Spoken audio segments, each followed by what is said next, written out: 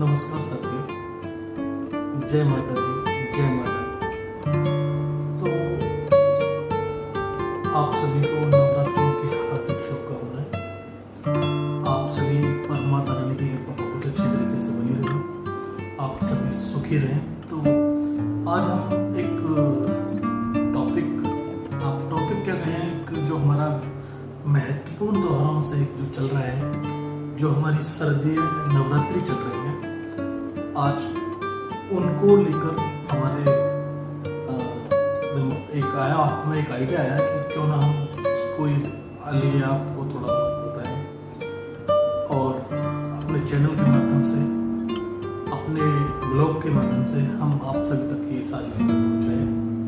तो सबसे पहले मेरा सभी को प्यार भरा नमस्कार।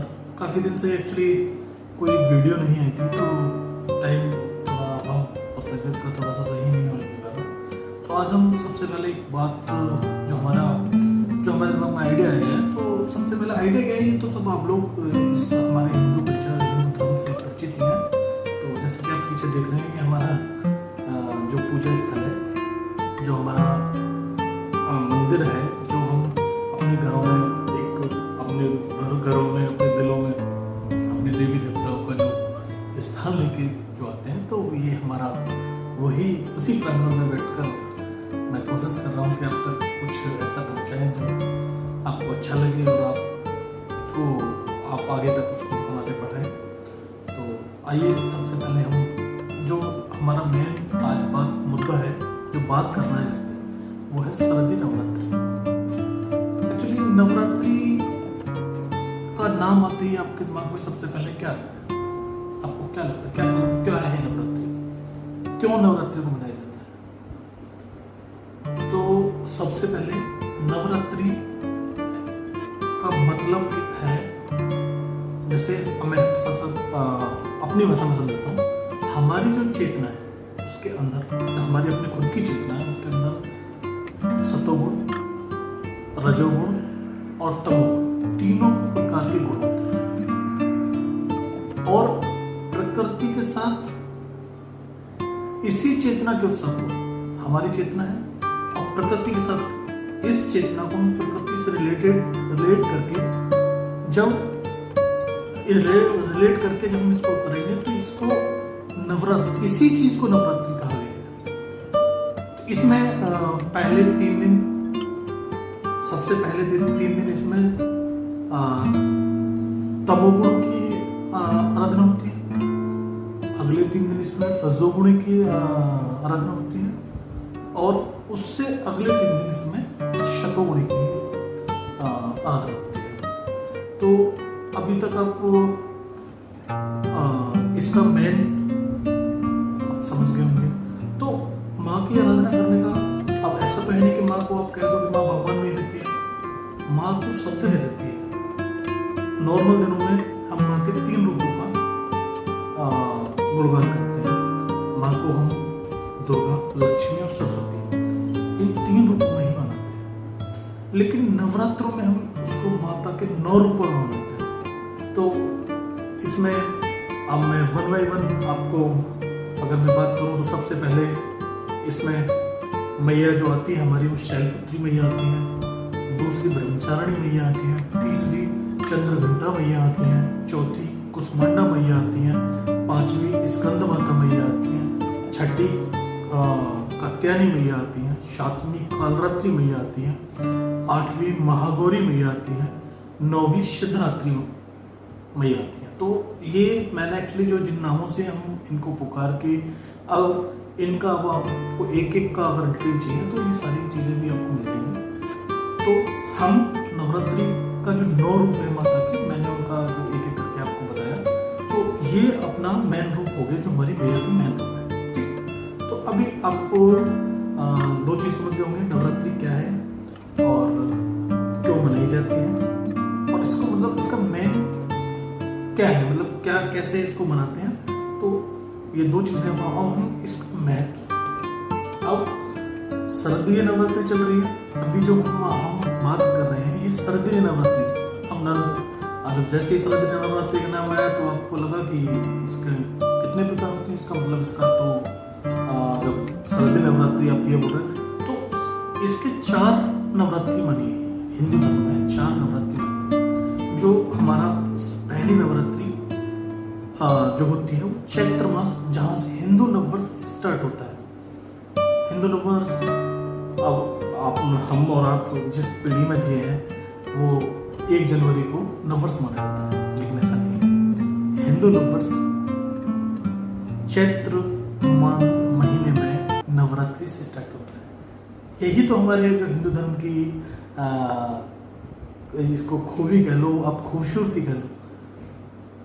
माँ और प्रकृति इन सब के त्योहारों को रिलेट करके, इन सबको एक साथ इकट्ठा करके जो पूजा के साथ में हमारा, अब दूसरे अगर आप किसी और धर्म की बात करेंगे, आप जो नॉर्मल नववर्ष है, आप क्या होता है उसमें, आपके साथ क्या होता है, इसमें दारू पी रहे हैं, ये सब चीज़ें। हमारे यहाँ जो हिंदू धर्म में जो होता है वो उपवास के साथ होता है, आराधना के साथ होता है।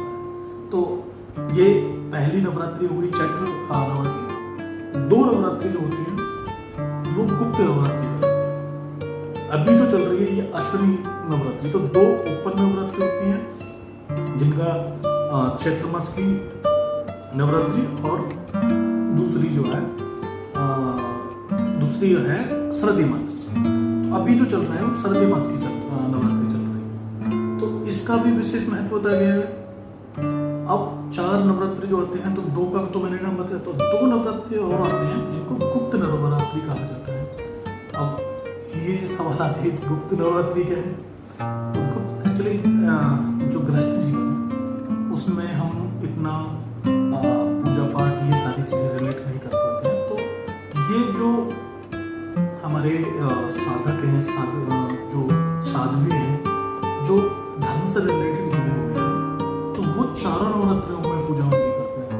लेकिन हमारे जैसे हम गृहस्थी जीवन से जुड़े हुए हैं तो हम 2 नवरात्रियों को मेन ही पूजा की जाती है और उनको ही मान के आगे बढ़ाया जाता है। इसमें अभी जो चल रही है, जो अश्विन मास में आती है, इसको हिंदी में मतलब अश्विनी हिंदी ही है, बाकी जो मतलब अगर हमारी जो देहाती या लोकल भाषा की बात करें तो कुआर की नवरात्रि बोला जाता है।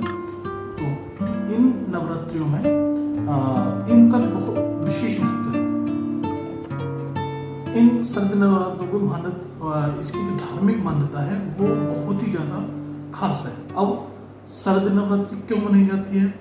धार्मिक मान्यताओं के अनुसार कहा जाता है कि देवी दुर्गा ने अश्विनी महीने में महिषासुर पर आक्रमण करते हुए उससे 9 दिनों तक युद्ध किया और 10वें दिन उसका वध किया। इसलिए 9 दिनों तक शक्ति की आराधना के लिए समर्पित किए जाते हैं और अश्विन मास में शरद ऋतु को यह प्रारंभ होता है। इसलिए इस अश्विन मास से शरद ऋतु प्रारंभ होती है, तो इसलिए इसको शरदीय नवरात्रि कहा जाता है। मानता है कि जो चैत्र वाली जो नवरात्रि है वो साधना आपको मानसिक रूप से मजबूती और आध्यात्मिक इच्छाओं की पूर्ति करता है। और जो शरदीय नवरात्रि है ये सांसारिक इच्छाओं, अब इससे आप खुद को रिलेट करके देख सकते हैं। जो हमें चाहिए, जो हमारी इच्छा है, जो सांसारिक इच्छा है, हमें गाड़ी चाहिए, घोड़ा चाहिए, जो हम मतलब जो अपने सुख से संबंधित है वो अध्यात्म है।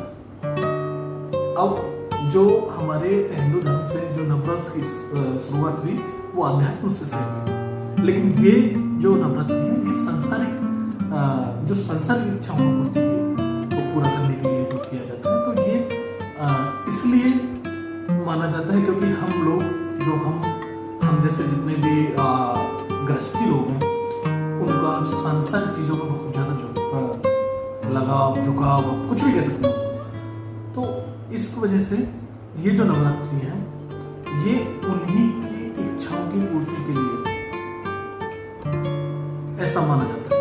तो मुझे जो अच्छा लगा मैंने आपको बताने की कोशिश की।